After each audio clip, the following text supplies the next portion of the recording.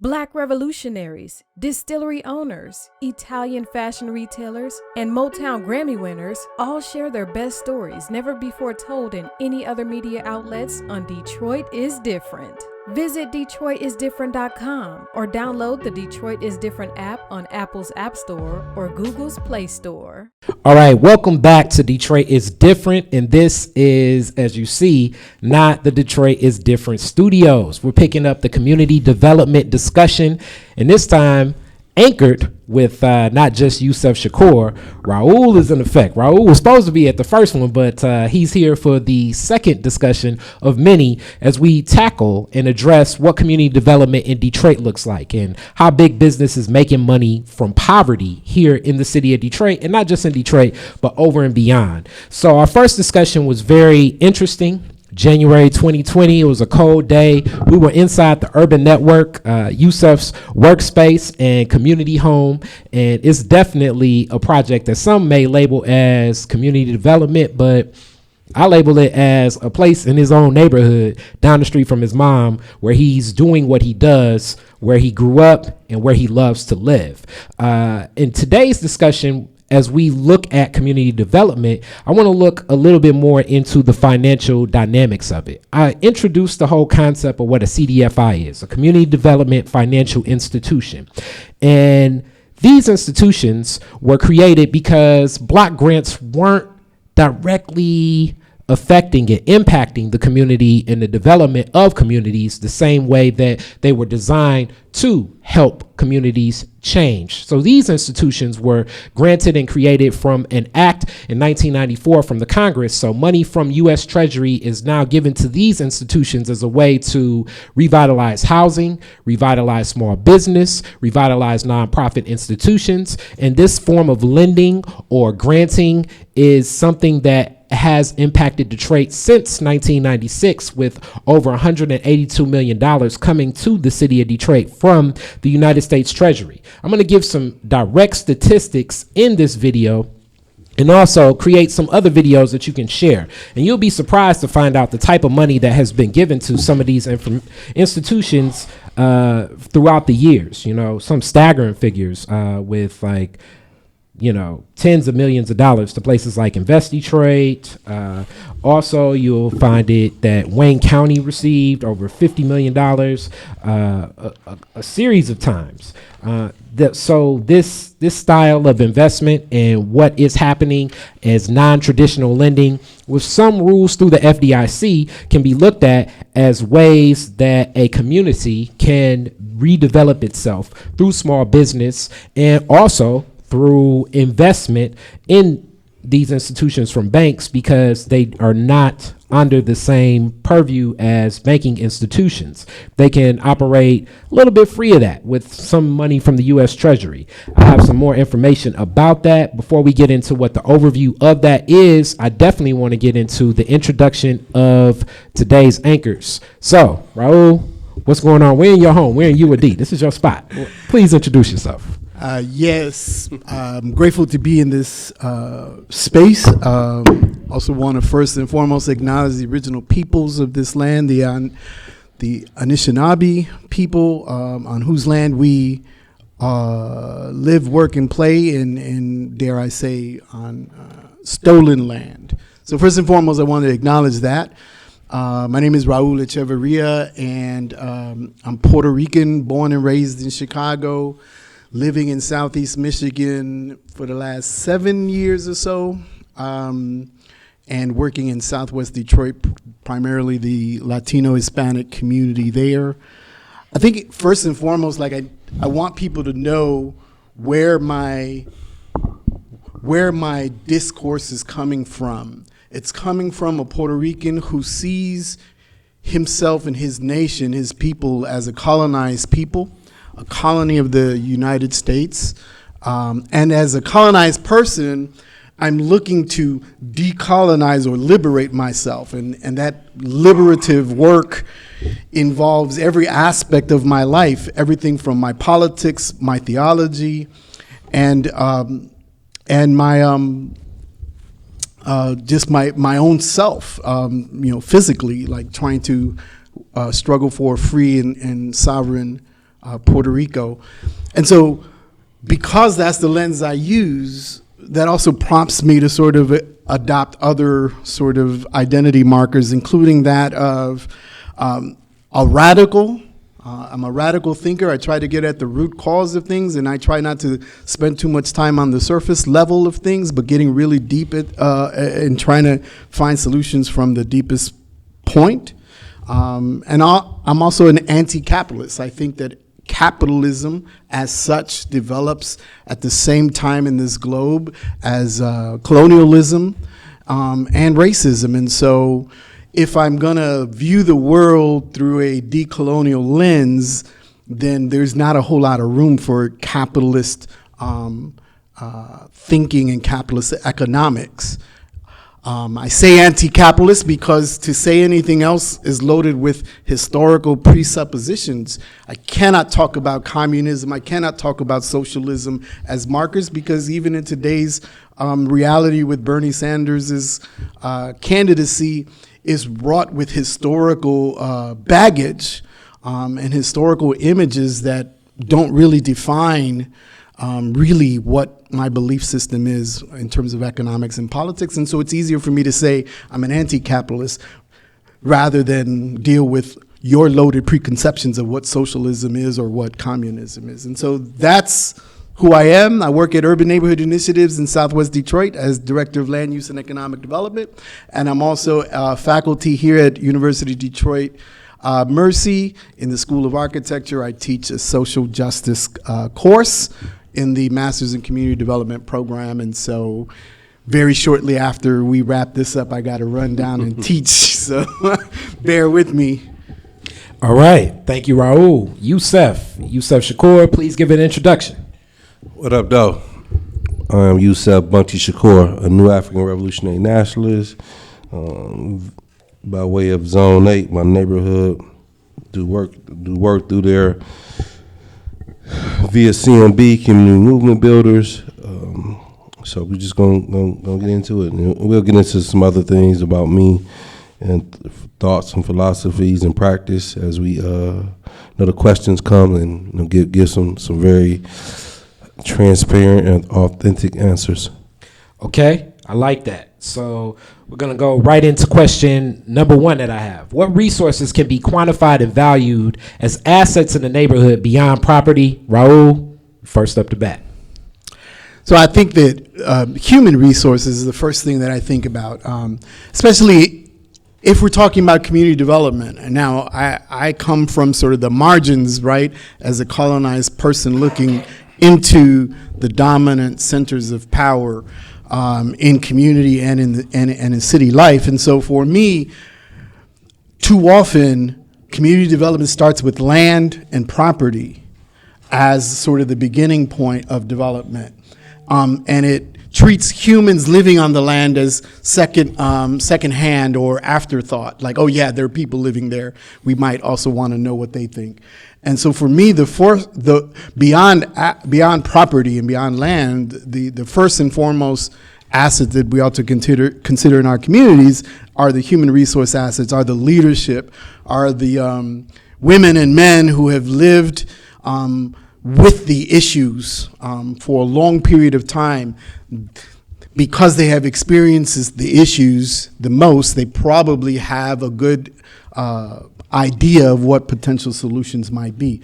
And so those are very important assets in our communities that are often overlooked and undervalued by developers, undervalued by people who start with land and property and treat people or human beings as a second hand or second nature. And I definitely want to get that question to Yusef, but I'm going to stop there as you talked about colonialism and looking at this through a anti-colonialism and being against that whole practice as we really think of what that practice became. Colonialism is the practice where I do tie a lot of the roots to racism and capitalism go hand in hand. So even seeing in this, what are the ties to really just looking at property as being so valuable and land being so valuable, more so than the people that are currently there? What makes that so problematic, and why has that even been a pervasive practice throughout history for a lot of Western civilization? And I'm glad you said Western civilization, because that's, I think, an important idea to unpack as well, as we talk about community development.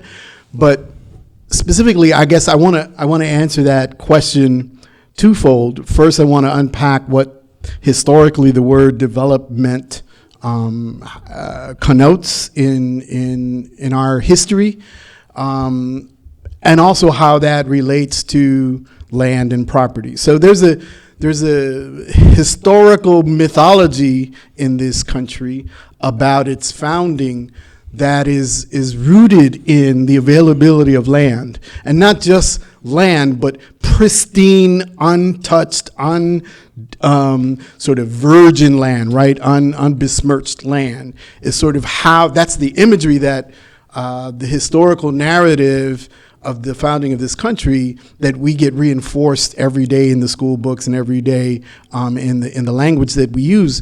And so the image of the early colonists scanning over this wonderful virgin land and saying, oh, what this could be. Having come from a very urbanized Europe, a very developed Europe, quote unquote, and saying, how can we do that here? Or what great opportunities do we have to shape and form this pristine land? And so the word develop comes into play as sort of the origin of the word comes from, the root word comes from envelope in the French, which is sort of something that's covered up, like a scroll is covered up.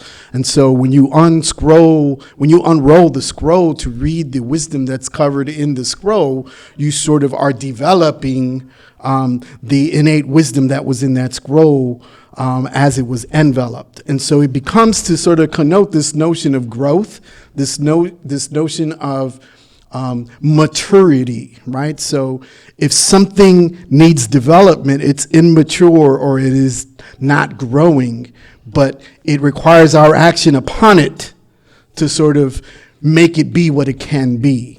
And so you going back to the image of the colonists, scanning the land and saying, oh, what could we develop on this land, presupposes that there is a deficiency in the land as we see it, that this notion of being pristine and untouched is not a good thing necessarily. It's an undeveloped or immature thing. And so it requires the action of the colonists to bring out its potential. That's the same image that modern day developers do when they look at our communities of color, at our underdeveloped communities or distressed communities. The first thing they do is they scan the land and they say, there's some really good opportunities for development, which means that y'all haven't done what you could do in this land. It needs our action upon it in order to draw out its potential of what it could be and make it more mature, more civilized, more according to what the dominant center thinks. Now, where are the people? Where are the people on this land that you say is immature or underdeveloped, right? From colonial times to modern times, the people who live on the land are an afterthought, because it all depends on the action that I can put or that I can take to unroll the scroll and develop the wisdom that was hidden away and only now can be achieved by my action. Be it a colonizer or be it a modern day developer with the resources and capital to be able to influence land. And then, we got to deal with the natives who live there. They're a problem. We got to figure out how to deal with them. We got to placate them. We got to check the box. Did you go to the community? Did you have a community meeting? Those things become impositions or obstacles to the developer, just as the Native Americans became obstacles and impositions to the early colonizers, because they were preventing our action upon this land and developing it. And when you talked about that, is definitely my studies and my interests go a lot within media, marketing. You touched on some things that stand out. So when we think about this whole idea of uncharted territory, this whole idea today of, what do they call it? The urban pioneers. Urban pioneer. It's the same concept of the Oregon Trail, the game that many rugged people play. Individual. Yep. Yeah, the rugged individual, meaning like, I'm gonna go out west and I'm gonna find this territory that no one's on, and I'm gonna be able to basically build and develop a place for my family, a place for business, a place for society to exist, completely dismissing the civilization that already is currently there. And when we think about the whole idea of a lot of the native people, one of the tough things of the idea of ownership of land, because we're going to get more into that too, that terminology, the whole idea of owning land was never a part of their society. It wasn't a part of ethics that they believed in, because land was a part of life, and life was a part of their civilization. So as you say, looking from a cultural, societal lens from the outside in, you're already superseding and putting yourself in a position where you're disrespecting what does exist. Absolutely. And just to even go a little bit deeper, in the indigenous sort of framework or worldview, there was this notion of a responsibility to steward the land communally, right? So it is a form of ownership where it was collective, and they all assumed a responsibility over it. What was different that came out of Europe was this idea of private property. And so I think that there was a sense of common ownership and common responsibility over the land, but it wasn't this idea of individual or private property. And I think that's a big distinction to add to the mix. But I think another aspect, if we're going to use the colonial sort of backdrop to understand what's happening today, or understand sort of the challenges of community development today, one of the things that was clear about the people who lived on the land was they understood the land so much that they could survive. And the early colonizers didn't know that. They didn't have that resource information. And so their own colonies were threatened, were immediately threatened, especially when the winter came. They didn't understand, they didn't know how to live off the land. They didn't know how to make shelters that would keep during the different seasons, because this was new territory for them. And so their survivability depended on the ability to understand how to live on the land by learning from the indigenous people. And sometimes the indigenous people, out of this sort of notion of gift giving, this reciprocity of sort of gift giving, certainly that knowledge was transferred over to some of the early colonists as an exchange. Some of it was appropriated, but the ability of the European colonies to continue to exist and survive beyond Jamestown was on their ability to quickly understand from the native people how to live and survive on this land. And even today, you have community developers with wonderful, great intentions coming into our communities, presupposing sort of that they know what's best and they know what the solutions are, and enacting sort of projects that have no relevancy and no continuity to what's already happening on the ground.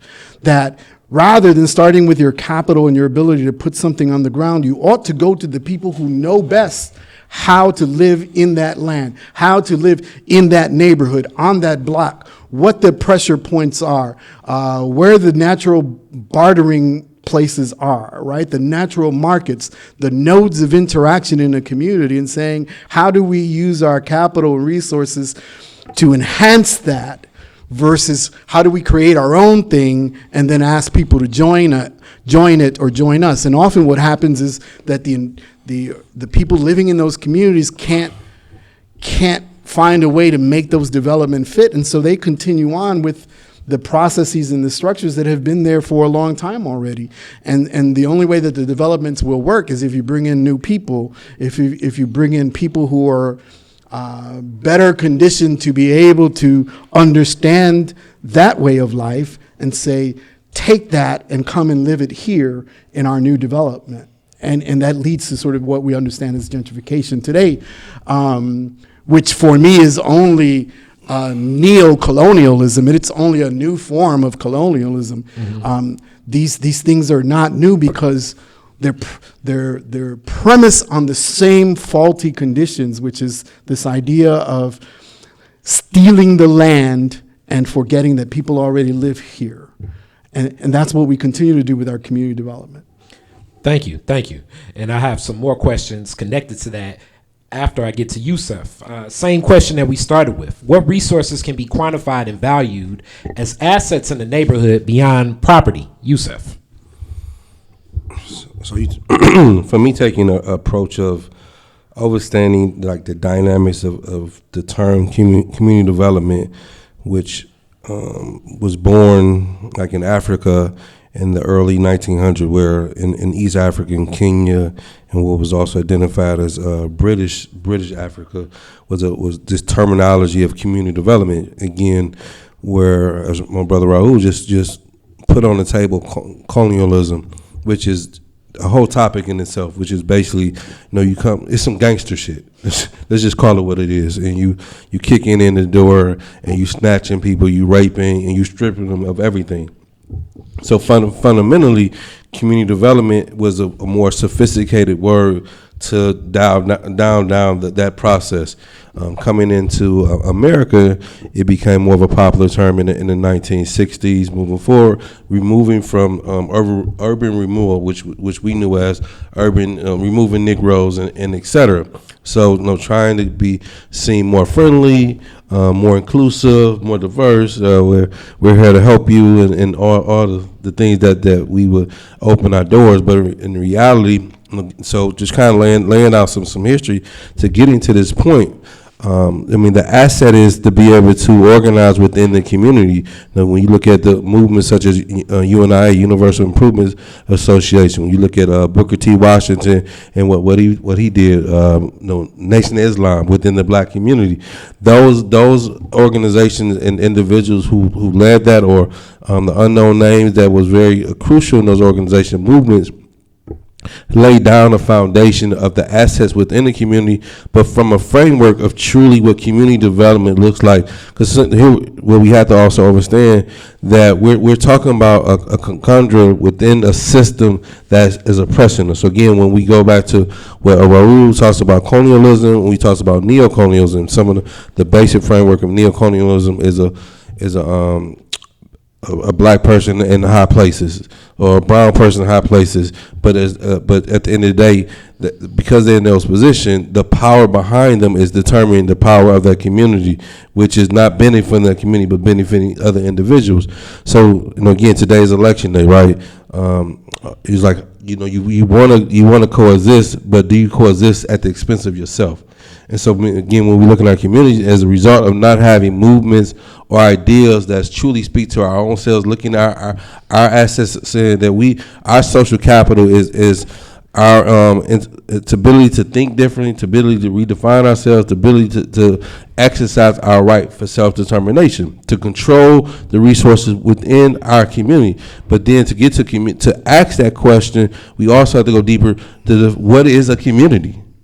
Mm-hmm. And more likely, we're defining our community on terms that is not of our community. And so long as we're doing that, we're playing to somebody else's game. We're using someone else's rules. And so, in all actuality, the community development, as we know now, is nothing but a system of exploitation, a system of continuing to deteriorate and destroy communities for profits, particularly black and brown communities. And so, once we can clearly understand that, the opposite of what we do at CMB is what we talk about liberated zones, and liberated zone is creating the opportunity is in the family of decolonizing, is being able, which is cleansing ourselves internally, cleansing ourselves of where look at Jay-Z, what Jay-Z did in Brooklyn, help bringing the Brooklyn Nets to Brooklyn. Many of us in our community, we like, hell yeah, Jay brought that back. That's some real shit. That's my man. He from Marcy Project. But how many black people he kicked out of Brooklyn? How many houses that was torn down? It may have benefited black people and brown people in that area temporarily, but long term, we know it's not going to benefit. And this is where the critical lens and the result of us not perceiving that we don't have power, and again, that's another form of neocolonialism, the move that Jay did. Because of his position, Jay may be worth $1 billion, but every move he makes, those who are greater than him in terms of finances makes $3-4 billion. Jay may have made $1 billion, but they made 50 billions off of Jay. Mm-hmm. And the same thing and I'm using him as an example in terms of community development. Like you and I, us three, we may go into business, buying property, developing, and we all may come out one day millionaires, but at what expense? And that's why I was, you gave definitely a great lens and overview into community development, but I do want to get that point of what resources can be quantified and valued as assets in that neighborhood, in our neighborhoods, beyond property. Raul spoke of human resources. What are some of those other assets that you feel can be quantified and valued as assets in our neighborhoods? I'm a sound of traditionalists in the sense of people, first and foremost. You can't underestimate land, because land is one of the things, people and land, right? Land is one of the things that you can't diminish. It's going to be there. You can do whatever with it. And then again, people, like you and I made that a day, our little brothers, our children, they're there to continue that on. So they have, but it's the process of how we view the land. Are we viewing the land for owning? Like people come to me like, man, why you ain't buying all the property in your neighborhood? Like for what? Like just so I can sit on and say I own all the property? Like I can be a little baby Illich in my community. I could be a little baby Dan Gilbert. Because again, this is how we've been trained. Like we want to see monopoly in real life, and because that's what these systems are tied to capitalism. Capitalism is tied to a monopoly. So fundamentally, the greatest resource is our ability to rethink. So again, when we understand what decolonization is, not just as a term, but as a practice, as a process of retraining and redefining how we think, that is the greatest asset right there. And then the land, we can cook, we can grow food out of our land. We can, and when you look at our movements, as we was doing that, that's when they attacked us the most, because we was developing and controlling the resources. That's what they feared. That's why they put out there and said the Black Panther Party was the greatest threat to the United States of America, not because they had pistols, but because they was organizing, educating, and bringing awareness of the people. And that goes to the next question. In what ways can community residents ensure financial institutions are honoring all assets in a community? Organize. And organize. And what I mean by that is, it's the same thing in elections. Bernie showed up because why? He needs our vote. Biden showed up, why? Because he needs our vote. Many community financial institutions, they're going to show up. And how they're going to show up is they'll come to Raul and say, Mr. Raul, I like how you who you are, and this is our deal. And Raul say, fuck you. Okay, well, I'm going to go to Yusef then. Mr. Yusef, we talked to Raul and things didn't work out, but what about you, man? We really like you. I think you're the best fit. And I might say, fuck you. Then they're going to, Khary.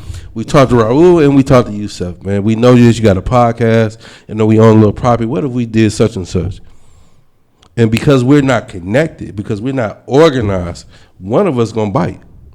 And to Raul alluded to earlier, around tensions, like if you're the one that bite, it may not be because like some of us are just selling out just because, but then others are selling out because again, it's I'm just trying to move up the economic ladder. But I paint that picture in terms of this. These are how these institutions works in terms of plotting a course of continue to put us against each other. They sell us these temporary visions where it's going to impact it temporarily, but long term it impacts greater institution for capital gain for corporations to continue to control and develop something that is not truly community. And I definitely have that question for you as well, Raul. But I want Yusef to keep going with this whole idea of organization is the best way as community residents can ensure financial institutions are honoring all assets in the community. So when you talk about just that organization and what it looks like, and also the way that people can be divided and interests can be diluted just due to the machine of money, and just due to sometimes the promise of money. We recently, we've spoke a couple of times, both of you all just spoke of what's happening with today's primary in Michigan, but Michael Bloomberg's campaign saw many black community organizers, many black politicians align themselves with Michael Bloomberg and his campaign and the black initiative that he had as a platform in his campaign. The Greenwood Initiative? Yes. So this is an idea that that definitely we've seen enacted recently, as Michael Bloomberg was actually doing tours across the country almost for like 2 years, talking to different quote unquote urban communities about ways that he can assist. I mean, I can't even tell you how many things in the mail I've gotten from Michael Bloomberg's campaign. So as you talk about just the idea of approaching many people that may not have been approached with this lack of organization, what happens when a person does support Michael Bloomberg's campaign, when a person does find themselves not necessarily aligned with what we feel are the ethics of a community? What becomes that protocol of engaging that person, because they're still, connected to us? Yusef? So we're talking about, from my perspective, a revolutionary practice. And in a revolutionary practice, again, you look at all sides. You look at it, and you exhaust every avenue. I mean, fundamentally, people are in awe of America. People they believe in the American politics of not necessarily because they believe in America, but because you want the luxuries of freedom, of peace, tranquility, the ability to say I'm a citizen. The idea of the American dream, exactly, that has been propagated since the inception of America. Absolutely, and this is your route. Mm-hmm. Even though you know your heart of heart, you ain't gonna benefit from it. And this is where, as revolutionaries and as radical folks, we have to create another alternative. And that alternative that we create is long, it's hard, and it's unfortunate. Many of our people want to.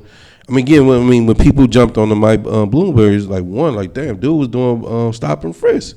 Like, dude was locking folks up. Dude was harassing, et cetera, and people like, whatever, that's a living contradiction. And there's other aspects that we could substitute Mike Bloomberg for Mike Duggan. Yes, exactly. We're committing our own suicide, and social suicide, but it's you necessarily can't blame someone for their own ignorance. We're always ignorant. Everything that, like I'm saying, this wasn't me 30 years ago. I wasn't raised this way. So something transformed in my life to begin to think this way. So, if we build movements, we'll build organizations to help build movements. And even with that, we're not necessarily always going to win people over immediately. Like when you look at Malcolm and Martin, they seem very different. But some people say when the time Martin got assassinated, he sounded like Malcolm. Mm-hmm. So, giving people a chance to evolve, to grow. But also, the worst thing that you can do is, like Raul, right? Man, I'm supporting Biden or whoever, and I'm like, he full of shit, and whatever, Yusef. But then 2 years later, like, damn, Yusef, you was right. But at that moment, and it could be me, it's like, how do you tell a person that that's who you vote for is full of shit? Because I have all my eggs is in that basket.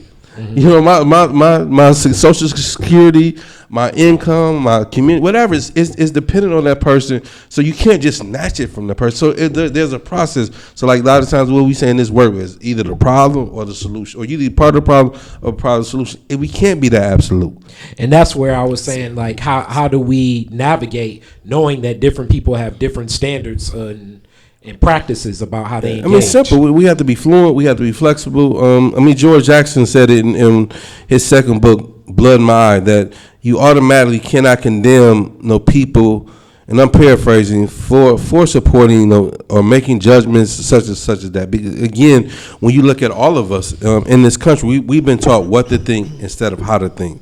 Even when we think that we're thinking critical, we're not thinking critical. Even when we think that we're making the best decision for ourselves, we're not. When you just illuminated to Mike Bloomberg, and if you're constantly getting the same lit in the mail, at some point you're gonna read it.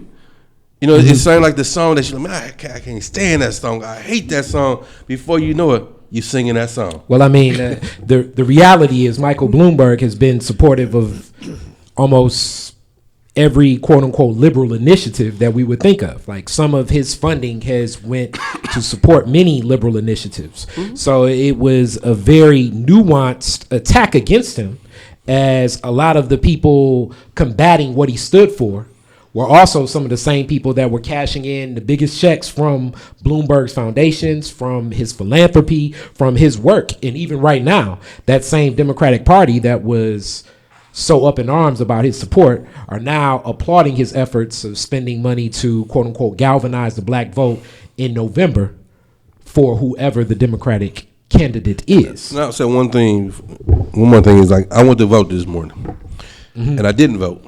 And the reason I didn't vote, not because I didn't want to, but because how the system played itself out. I had to either identify as a Republican or Democrat. I wasn't willing to relinquish that of myself. Even though I wanted to vote for Bernie, even though I don't necessarily believe in him, I'd rather vote for him than Biden, right? Mm-hmm. But you're not going to box me in. You're not going to box me into, because at the end of the day, when you look at it, we in a country, we live in a country that goes off numbers. Mm-hmm. And at the end of the day, numbers will say, well, we have this many people in the Republican Party, this many people in the Democratic Party. And it's not that black and white. You're not giving me an opportunity to produce any other different ideas. And how minute that may sound, that means everything to me. Mm-hmm. And this is what we have to create, other alternatives. So, everything you just described, and there are folks on the ground, but we don't hear them, we don't see them as another alternative to these two different party systems or that mechanism that you just described. And that's where, in terms of asset, community development, again, like, community development can be from our own perspective, but do we believe that we can initiate that? That's deep, and I'm not sure about that, but I think now Michigan is one of those places where they say you can split the ballot or whatever, but it's one of those weird things that I agree with you on so many points, Yusef. Raul, question that I have for you, same thing.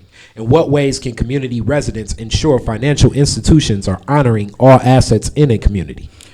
So I think to answer that question, just to get back at your previous question around what are other assets outside of property or land, and I know that I mentioned sort of our human resource assets. There's some physical assets. It's hard to sort of not name things that are not tied to property, but school buildings, libraries, like public institutions are also assets that are important in terms of talking about the kind of community where folks can live and grow in a healthy way and preserving those assets. I like to add sort of cultural assets. And going back to why that's important, going back to the colonial motif, the standard playbook of colonialism was these people are too connected to the land and we've got to sort of disconnect them from the land. And so on the one hand, they took black bodies from Africa and literally disconnected them from the land, but they had to figure out how to disconnect the indigenous people who lived in the land. And part of that disconnection has to do with erasing memory. And the best way that communities know how to preserve memory, historical memory, is through cultural production and through our cultural assets. And so the first thing that you want to do is you want to change the name of places. We no longer call it that. We call it this. You want to erase any memory of a former life. You want to destroy artifacts. You want to destroy anything that connects you to a sense of place and a sense of community, so that then we can impose our way and our sense of place. And the most effective colonizers were those that were able to do that efficiently. And so you have the island that was referred to as Boriquen by the Arawak people, who are commonly referred to as Taino people, but that's also a projection of the Spanish understanding of how they like to identify themselves. We don't really know that they identify themselves as Taino Indians or Tainos. But you have an island called Boriquen, and the first thing you did is you changed the name of the island to Puerto Rico, or Rich Port, right? Not even thinking about, so Boriquen, by the way, is a term that means land of the brave and noble lord. And you shifted the meaning of that land, connection to people, right, to honorable people. You shifted to Rich Port. You commodified the meaning of the land, right? And so now we call it Puerto Rico. Now I'm stuck with that name, and because I'm sort of a nationalist in terms of Puerto Rican liberation, so I identify myself as Puerto Rico, wrought with all of its contradictions, but to change, to threaten the cultural production allows you to control the people more efficiently. There's a quote that's ascribed to Arturo Schomburg, Black, Pan-African, Puerto Rican New Yorker, who said, it is ascribed to him to say that people who, and I'm paraphrasing, severely paraphrasing, but people who are historically self-aware are not easily oppressed. If we know Arturo Schomburg's sort of legacy, he collected the greatest collection, he assembled the greatest collection of Pan-African literature that gave or helped give rise to what we call the Harlem Renaissance, right? That if you preserve historical memory and you continue to sort of whisper it in the ears of the people to not let them forget, that they might not, that on the one hand, they might not be easily controlled or manipulated, but on the other hand, they might flourish. They might thrive without any need for injections of community development. And so I think that from an assets perspective and from a preservation perspective, that our historical memory and our cultural production, which is our historical memory, is something that ought to be preserved. We're talking about murals, we're talking about artifacts, we're talking about places where we gather. Like, those are all important things. And then going back to modern development, the first thing that they want to do is erase your murals. The first thing they want to do is change the names of things. They want to change the names of streets. They want to change the names of neighborhoods. They want to change the names of things to disconnect you from a history that tied you to that land, so that they can reconnect other people who have no connection to that land. Yeah. And so, I'm sorry, going back to the question about financial institutions, part of it is like preserving sort of that collective historical memory, and then part of it is unpacking like what these financial institutions are about. What is their, what binds them, right? And where are the contradictions in messing with them, right? And engaging with them, so that if you do come into contact, that you're utilizing them for a purpose, but you're not sort of thinking that that's going to be the answer or the antidote, that that's going to be something that we can take advantage of as a community, because on your bylaws or on your sort of articles of incorporation, it says you're supposed to be about this, this, and this, and we're going to hold you to that. So part of it is unpacking that, educating that as a community, and then using that as a way to organize and mobilize and hold accountable those institutions. But without rose-colored lenses, we know that this is an instrument of empire. We know that this is an instrument of capitalism. And there might be times where we have to engage it, and there might be times where we have to disengage it. We come at it clear-eyed, so that we get engaged, we get a little dirty, but we sort of protect and preserve what it is that we're trying to do, that we don't depend on CDFIs or we don't depend on CDBG, because we have the ability to sort of create those things within ourselves if we sort of are willing to understand and preserve our collective sort of memory of space and place. And as you spoke of that, that definitely brings up one of the biggest divides that has existed in the history, I think, of a lot of black people, and when it comes to religion, and also other people of color, and when it comes to religion, as you think of the missionaries, as the sword in the Bible were usually the things that were used to colonize and capture people, and taking away and implementing a new form of culture through religion, that it has a lot of historical context along those lines. But it's also some of these institutions that exist today that have been the glue in some of these communities. When we think about cultural assets, because it can be so specific to each community, how do you even go about finding out what they are as an outsider? How do you even find and ingratiate? As you spoke about Chicago, and I have family in Chicago, and it's many stories in Chicago, a lot of different things, a lot of different ways to even look at, like, where to go about haircuts, clothing, and different things. Like, it has a cultural feel, and Detroit has a richness as well. How do you familiarize yourself with this culture that it's hard to even quantify and put like a true value on it, but it is the makeup of a people? So how did I do it, right? Coming from Chicago and sort of not even living in Detroit proper, living downriver, and there's a whole story behind how I landed there. But I'm fully aware of the contradictions. I'm fully aware of, like, how I exist in space, how I take up space, right? And sort of my levels of privileges. For most of my adult life in Chicago, I was able to live and work in the community that raised me, which is a privilege. Not a lot of people get that opportunity.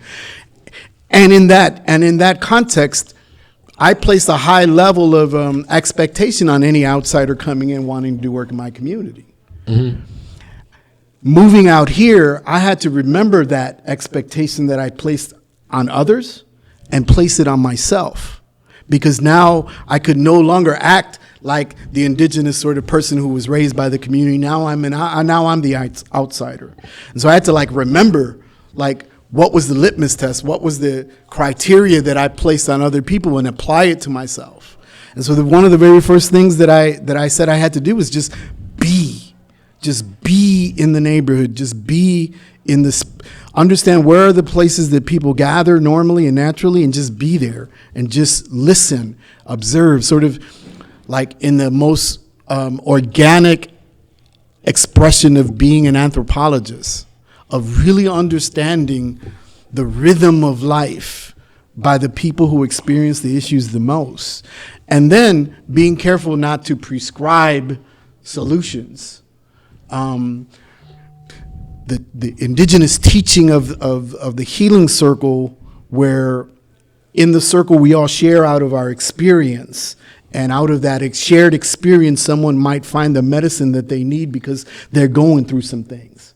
And so really thinking about, how do I offer out of my experience as opposed to prescribing, this is what you ought to do. I know this because this is what I did in Chicago. And so I really had to, like, take a reverse role, and not, whereas in my community in Chicago, I sort of was sure of what the solutions might be. I had to sort of really be humble and say, that's not going to work. I can only share out of my experience, and we can take out of that what's helpful and useful, and then I can sort of lend my time and my energy towards any kind of project or something that tries to implement any solution.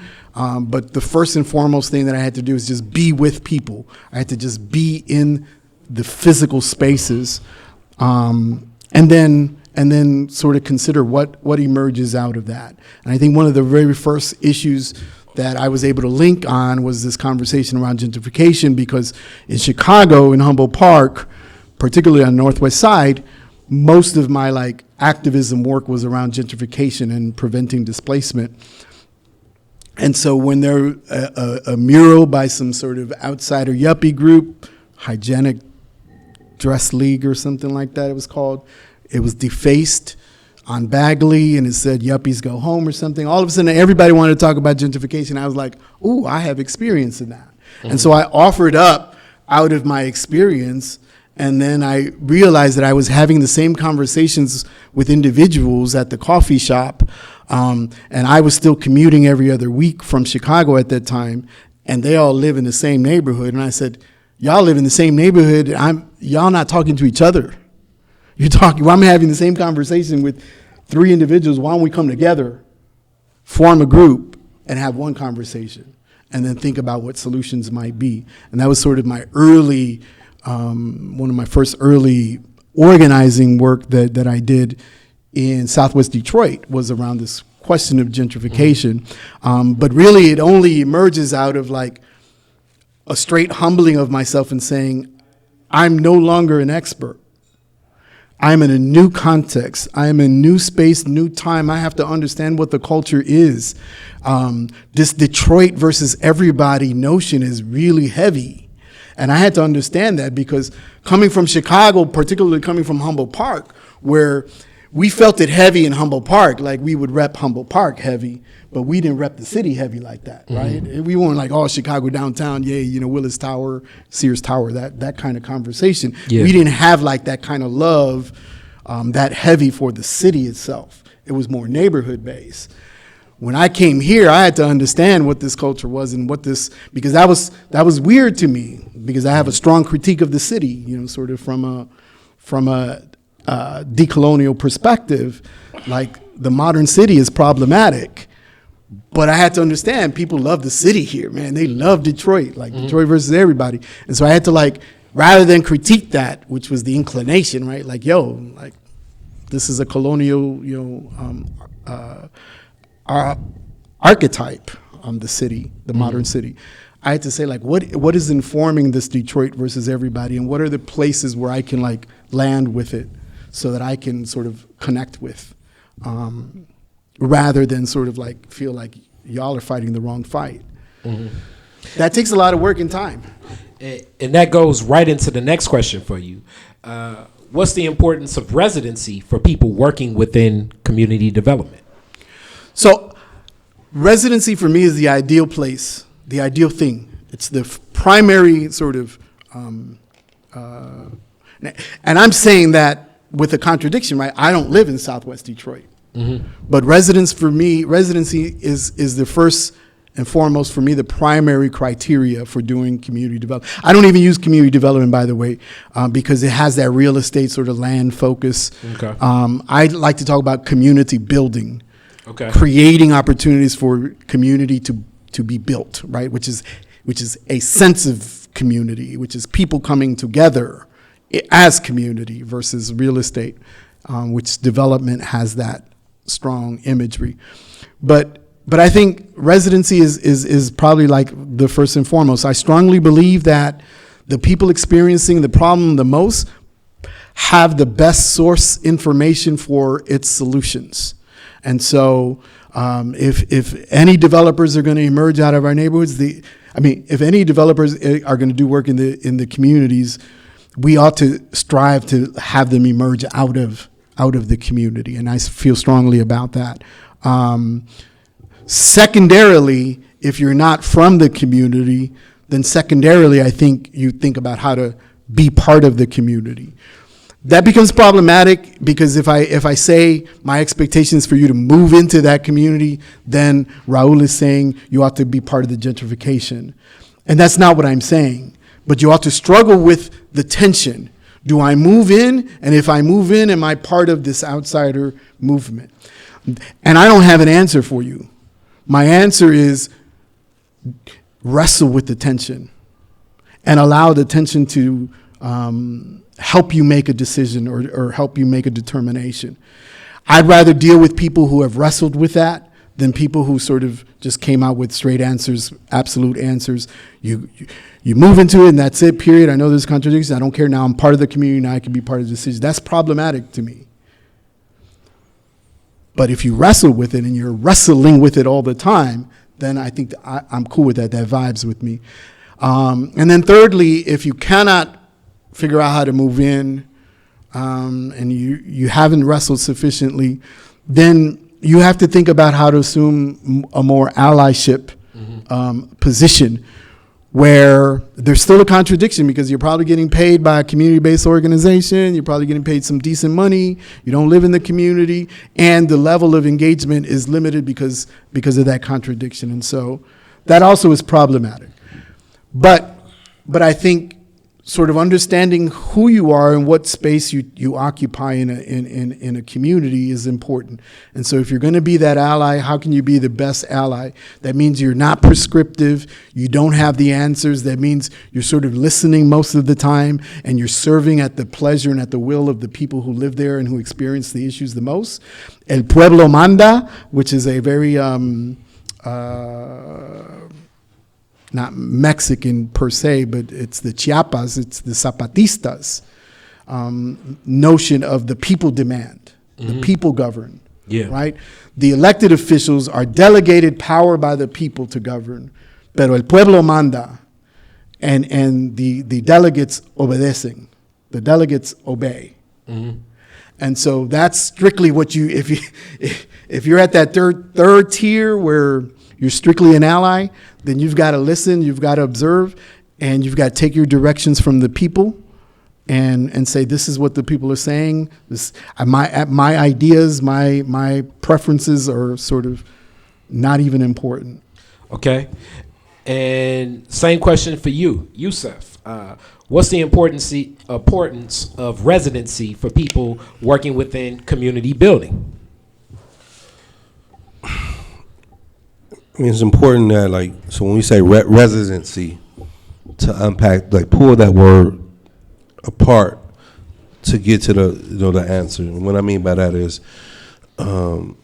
it's clothed within community development of the society and of the system. So my interpretation of resident is not the same interpretation of what the question may come from because of where the root of the word is taken. And so again, look at Zone 8, my community, my neighborhood. What I mean for residents over there is, again, us controlling the resources within our community, us being neighbor to each other. So our community development is hoping to grow into a form of black self-determination as leading us towards black liberation. So and the reason I'm trying to go down this pathway, because people say when politicians run, I'm for the people, by the people, blah blah blah. What you should say, but in reality, their practice is not that. They say all the right words. I can say I'm for the residents of the community, or we want residency, but in reality, when you look at their practice, so it's important that we understand that the conclusion is not necessarily what we want. And so I need to make the distinction of how I think. And so Raul kind of alluded to, there's plenty contradictions. I work for a nonprofit organization. I've received grants from here and there, right? So you engage in the system, but it's for me engaging, exhausting every level to getting to certain parts, because fundamentally, we're unfortunately at this stage that we don't have no self-reliance, independent funding. They're on a small level. So but there's those contradictions exist. But fundamentally, what are the principles? What are the values? Like I said earlier, in terms of voting, there's certain principles I'm not willing to compromise. There's certain contradictions they exist, but all as some of my elders taught me, all contradictions are not antagonistic. So again, as I've entertained possibly running for city council, I'm not running because I believe in the American system, the American policies. I decide or entertain at times because I see it of representing the people. but engaging them through this temporary position to educate, to heighten the contradictions between the system, because they exist, and the only way we can heighten those contradictions, we have to engage it. But what we don't realize is it is a hell of a fight. It's like fighting Mike Tyson. I mean, like literally, Mike Tyson said, like, man, I ain't about to fight that motherfucker. But if he swing on you, you gonna swing back, right? Even though you might get your ass kicked. And this is, and I use that analogy, like that's the mentality that we have to build up the confidence of our people. But what happened is we have so many folks, like you was Coleman Young. Like, I mean, I respect Coleman, but there was a lot of contradiction with Coleman. There's a lot of shit, there's a lot of mistakes in this. Like when we look at the land trust, I mean not the land trust, the tax abatement. Like Coleman, he helped lead that. Mm-hmm. He done that in the 80s, but we don't talk about that. Mm-hmm. We talk about all the other things, but and I don't say that to shit on him, but I say that like we can't romanticize history. We just can't take the good and forget about the bad. And to be able to answer those questions fundamentally is to look at the whole landscape of the people and ask ourselves fundamentally, are we trying to go in this system, or are we trying to get the fuck away from the system? And we might have to go in the system to get away from the system. But how do we do that without continuing to be more colonialized to get to the point of being more decolonialized? And as you talk about that, and I guess that was definitely a macro view of what residency could look like. And I appreciate that lens and that perspective. You spoke about being in the system and then going out of the system. One of those people, as you study definitely Amari Obadeli, mm-hmm. and we think of the Republic of New Africa and what that stood for. Absolutely. And one of his mentees that led the Republic of New Africa, we think of Chokwe Lumumba, right. One of my biggest mentors and someone I looked up to. But from that study of that Republic of New Africa, and even what exists right now in Jackson, Mississippi from the Republic of New Africa, can you speak a little bit about how the metamorphosis and that contradiction, that working out the system to come in the system, but still standing for the ethics of principles, just through your own lens? Well, fundamentally, what we don't necessarily always talk about from a legality standpoint, where Malcolm had enlightened us says we need to take our struggle out of a civil rights to a human rights. And he was saying, as long as we function within the civil rights, we function in the parameters of America. And functioning in the parameters of America, he's like, how you gonna go to your oppressor for asking for freedom? That's just an oxymoron. And so by taking to human rights, he's saying like we need to put on the world scale. And when we put on the world scale, there are world rules. There's rules to engagements around warfare. And so the Republic of New Africa was born out of that.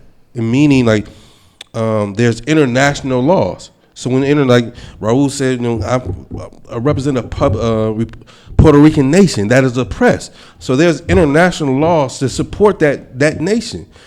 So as Republic of New Africa said, we are a nation within a nation. There's international laws that support that. So we have political prisoners, individuals who have engaged in political organizing for the freedom and the liberation of this country. I mean, for black people, and they've been targeted and incarcerated. But what the international laws say, like they should be set free, et cetera, et cetera.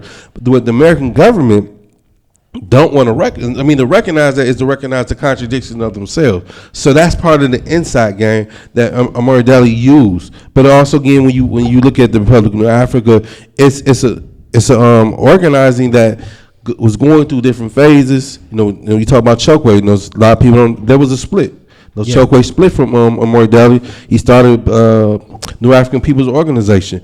He was one of the very few that was able to keep that concept, the ideology alive. He stepped back. He ran for city council, became mayor.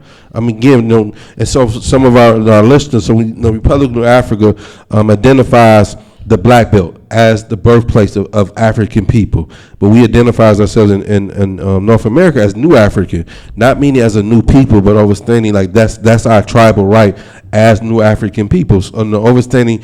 Looking at the sociology of our development in this country, there was a multitude of different African tribes who spoke different languages, practiced different religions, who was forced and enslaved and captured and brought to America. And out of that, a new people was born. They was born out of struggle. So again, if we interpret our history through that lens, we're not interpreting our history through slavery. We're interpreting our history through colonization. But at the end of that, is like we had to fight for our liberation. Because I mean, like I've been watching this movie series called Utugo, and I'm watching the sequels called Atma. It's OTTMA or AM, something like that. And but what's powerful about it is when you historically we look at for the last 1,000 years, people have been conquering each other. Mm-hmm. For the last 1,000 years, different nations have been conquering each other, ruling the world. We've been invading, and I mean some has not been extreme as what we've seen here in America, but nevertheless, this is what we see. And so when you talk about liberation movements, the liberation movements is first and foremost. Like you have to decolonize yourself. Like for nationalism to be born is to identify we are a nation. We are a nation that have a right to be self-governed because in reality that's who we was before someone came and disrupted our whole process. But and to exhaust that to get there, there's a lot of pitfalls. Again, when you evaluate. Like when we talk about socialism or communism, the question should always be, what version of socialism are we talking about? What version of communism are we talking about? Karl Marx, who's considered the father of communism, yeah. But we tend to not to realize that he was a racist. Mm-hmm. Why? We don't tend to realize when we talk about Russian version of communism was a white supremacy version of communism. Mm-hmm. I mean, so again, we separate those things to be able to understand that we're talking about development, human development. So, fundamentally, the Republic of Africa is that vehicle, that expression of saying black people have a right to determine ourselves. More importantly, we have a right to be independent.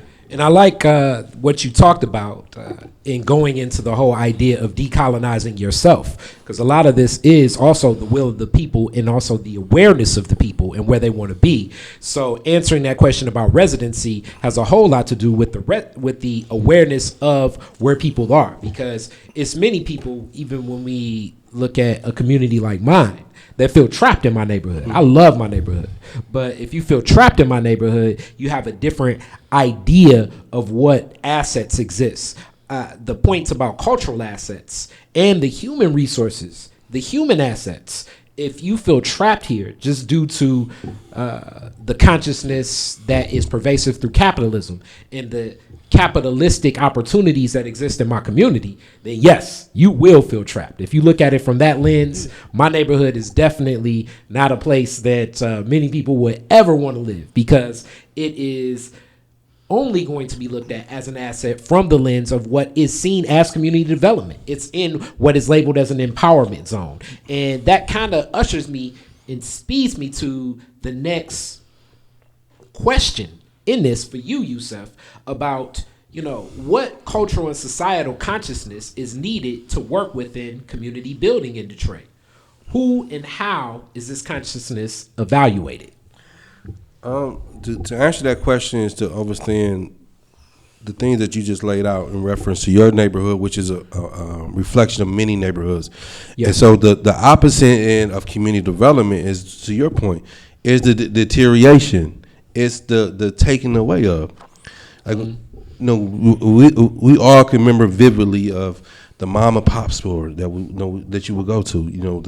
Those you talk about, those was cultural institutions, those was economic institutions. When they began to evaporate, our community evaporate, our neighborhood evaporate. When those anchors began to collapse, our neighborhoods collapsed. The social levees fell in, and we fell in with it.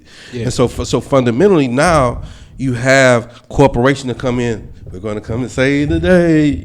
The missionary, the corporation missionary. So these are tactics. These are intentional plots of creating devastation. So again, we have to get back to what you're doing with the podcast. Turning your grandparents' house into a podcast house. Like, that's a cultural institution. Mm-hmm. What we're doing with the Urban Network back in, that's a cultural institution. What Quasi have over there, those are cultural institutions. We may not see it right now, but they have the ability to be that. Why? Because people, they're going to touch people in a way that no one else can, and we may not see it right now, but that's the goal. But we have to build it, and that's how we build the movement. That's how we mobilize people. That's where that people, because fundamentally, this is where people get fed at. They can, and when I mean fed, I'm talking about spiritually, physically, and mentally, and multiple. This is where the latest hip hop artist could be there. Oh, that's my man. He on the block. And whoopity whoop. And and he may come and saying some dumb shit, but you know how to massage it and clothe it in a way that it's gonna get to people. And then we still got to meet people there. And so it's an organizing tool. But in that organizing tool, it's a cultural institution that will help us meet the people where they're at. Thank you. And I definitely want to thank Raul, and then we got some of the team from the Roundtable for supporting this. We don't have like a packed house, got like bar in effect, but it wasn't like the first talk. I was surprised how many people came out in January. It was like slipping snow and everything, but that's how it is. We're going to keep this conversation going, but when you think about a cultural asset, what Detroit is different means to me, just to have that platform for people to speak, as much as I like talking, and this has been a rich discussion. I got to get Raul on Detroit is different soon as well too, but just picking up as we carry on this discussion, and you said next time it's going to be outdoors. In May, it will take place at the Urban Network, and I'm really looking forward to that discussion as well, and seeing what that feel in the outdoor and being in your neighborhood on that block, what a discussion like this brings and presents to the people, just as Raul kind of said, like it can permeate through the air, like music of points like this, as just seeing, three dudes like us, dressed like us, having discussions about community building, community development, and what that means and how things are leveraged becomes transitioning in mind, transitioning in thought, and it becomes a tool. One of the biggest assets that I know I miss a lot, just with my cars, I just like cleaning them up. And Papa D's car wash on Livernois, that closed. But back in the day, everybody else used to use the car wash on Dexter. But these hand car washes, to me, were those institutions that you speak of. They would hire usually about, 12 to 15 young dudes. I'm paying $25 to get my car washed, but the consciousness is, all right, they're not going to scratch it with the towel and everything, and it's more effective than the I guess the company from somebody outside my neighborhood buying the drive-through car wash. And it was a heck of an institution culturally that's an asset that I don't know will it be replicated under the monetary means, but under the functional means of my community, and being able just to kick it and interact and engage with the young dudes and know that I'm supporting a business that is an asset for my community. That connects. And it's things like that I think are stripped away when you only are looking to value businesses that can produce a profit. So when we think about this societal consciousness that's needed, the cultural and societal consciousness that's needed to work within community building for you, Raul, what is that consciousness, and who and how is this consciousness evaluated? I think I'd like to answer that question with just a little bit of wordplay. And the word remember, during a trip to Puerto Rico as part of the Detroit Equity Action Lab, emerged to me as having new energy, new magic as it relates to our conversation around community development and this notion of consciousness. If it is true that a people who have a sense of their historical memory or historical self, collective self, cannot be easily oppressed, then for the organizer, it behooves her or him to engage in memory action.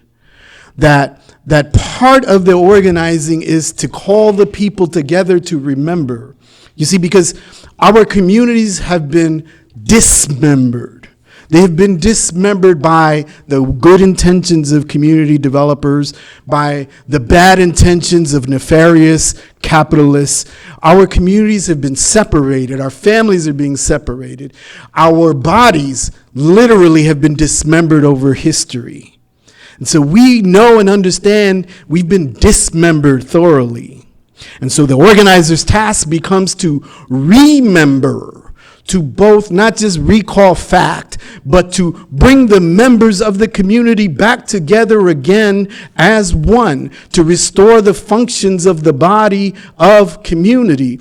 That is both recalling fact, but recalling fact collectively. It is a collective remembering of those moments, of those times when we, remembering those good times when we, and then posing the question, how can we do that today? How can we do something similar now? Not the same thing in nostalgia, but how can we do it in a new way for a new time, in a new moment, and perhaps in a new place? But the idea is we have to do this collectively. In our remembering, we're also building community. And I think that that is the charge for any community organizer, any organic community developer, whatever the self-identifying marker is, that there has to be a remembering of those moments of that made us who we are, and then opposing a call to action of how can we do that together. Most of the time that happens in the kitchen, in our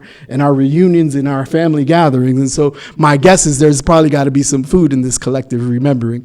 But we have to create opportunities for people to remember who they are, who they were, and who they're going to be. This was a powerful discussion. As we come to a close, I want some closing remarks.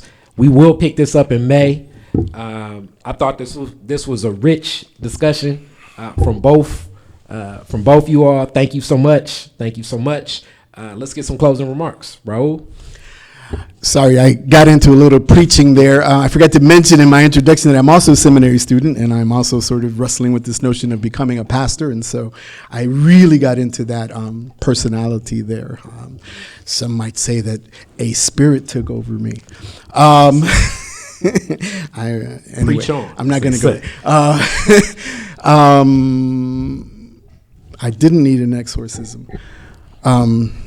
I think that these kinds of conversations, and both, as Yusef mentioned earlier, the podcasts, right? These are sort of ways that we create these platforms and these cultural institutions. And so I'm really grateful both for your energy, Khary, and your time in sort of doing this. Yusef and I have also sort of begun to talk about, right? We didn't just say this notion of being connected so we know, that way we won't be split up, that way they won't use us to divide us, right? That's not just something that he said offhand, but we've been talking about like how to build together and bridge together sort of the Latino Hispanic community work that I'm doing in Southwest Detroit with the work that he's doing, so that it's not just something that we say in these forums, but it's also based and backed up by practice. And so I think that that's also another way where we can create these kinds of platforms and institutions to take it from the rhetoric and the abstract into more of a practice or a praxis. Okay. So I would just add, as folks listen to it, really dissect it, and you will hear what I talk about an orthodox approach, our alternative lens to community development.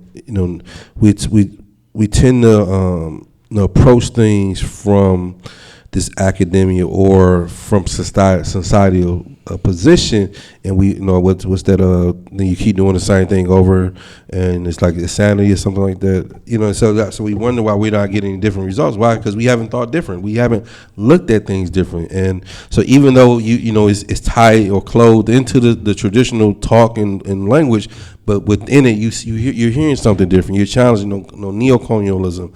Like that's a word that most people in America doesn't get or don't understand. Or even like we talk about slavery. Slavery is a product of colonialism. You don't get slavery without colonialism. You don't get white supremacy without capitalism. You don't have capitalism without white supremacy. These are things, and in particular, as a oppressed person, as a oppressed man, I state those things. And so, and what happens in the society, like how dare you say you're oppressed? Are you gloating and you being a victim? No. To acknowledge my victimhood, I find my manhood. And your victimhood, you can find your womanhood. And what I mean by that is when Malcolm recognized that he was a victim of white supremacy, It's how he began to stand up and fight against it. It's not, and they've tricked us in saying, well, you're talking so bad about your community. Now you're just playing the victim role. I mean, and we go for these things, and this is just another form of sophisticating the struggle to get us to, looking at our own oppression as if we're the cause of it. And so the ways some of the language and the terminology that we've used today was to challenge that notion of saying the thinking outside the box. Like I've read the academia books, but I've read books that come from our own struggles. You talked about George Jackson. Absolutely. I mean, I got a master's degree from U of M, but I got a master's degree in Black liberation. Yeah, that supersedes any other degree. Mm-hmm. That's powerful. Thank you so much. I want to thank the Michigan Roundtable for partnering with us on this again. University of Detroit Mercy, and Detroit is different. All the people that are listening, thank you so much. I'm gonna get this up and going. Peace. Detroit is Different is where you get information, artistry, history, music, and even comedy. Detroit is Different, a home for the culture of Detroit. Visit online at DetroitisDifferent.com today.